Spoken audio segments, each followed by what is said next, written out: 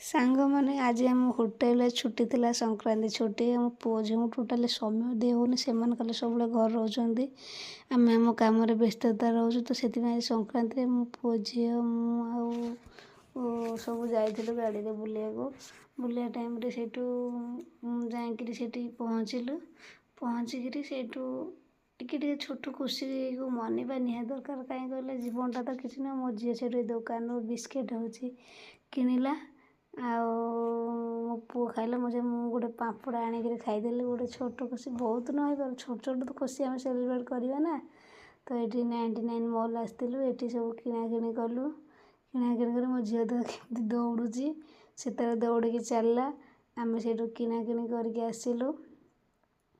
ଏ ଦୁଇଟା ଜିନିଷ ନେଲୁ ଦୋକାନ ପାଇଁ, ଛାଉଣା ପାଇଁ ଗୋଟେ, ଆଉ ଏଇଟା ଗୋଟେ ଡଙ୍କି ଗୋଟେ କିଣିକିରି ନେଲୁ। ସେଇଠୁ ନଡ଼ିଆ ଲଡ଼ୁ କିଣିକିରି ଆଣିଥିଲୁ। ବହୁତ ପଇସା ନଥାଉ, ରେଷ୍ଟୁରାଣ୍ଟ ବି ଖାଇନୁ, କିନ୍ତୁ ଛୋଟ ଛୋଟ ଖୁସି ନା, ବହୁତ ଆନନ୍ଦ ଦିଏ ପରିବାର ସାଙ୍ଗରେ। ମୋ ଝିଅ ବି ସେଇଠୁ ଖାଇଲା, ଦେଖନ୍ତୁ କେମିତି ପାଟି ଦେଖେଇ ଦେଉଛି, କହି ଦେଖ ମୁଁ କେମିତି ଖାଉଛି।